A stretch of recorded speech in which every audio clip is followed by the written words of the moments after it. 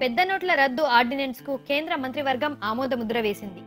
మార్చి 31 తర్వాత రద్దయిన నోట్లు కలిగి ఉన్న వారిపై చర్యలు తీసుకునేందుకు కేంద్రం ఈ ఆర్డినెన్స్ కు రూపకల్పన చేసింది.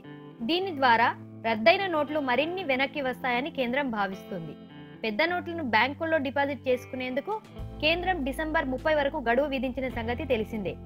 డిసెంబర్ 31 తర్వాత పాత నోట్లు ఉన్నవారు రిజర్వ్ బ్యాంకు కార్యాలయాల్లో కేవైపీ వివరాలు సమర్పించి మార్చి 31 వరకు నగదు మార్చుకునేందుకు కేంద్రం అవకాశం ఇచ్చింది. ఆ తర్వాత పాత నోట్లు కలిగి ఉంటే మాత్రం వారిపై కఠిన చర్యలు తీసుకోవాలని నిర్ణయించింది. వీరికి 4 ఏళ్ల వరకు జైలు శిక్ష అమలు చేసేందుకు కేంద్రం సిద్ధమవుతోంది.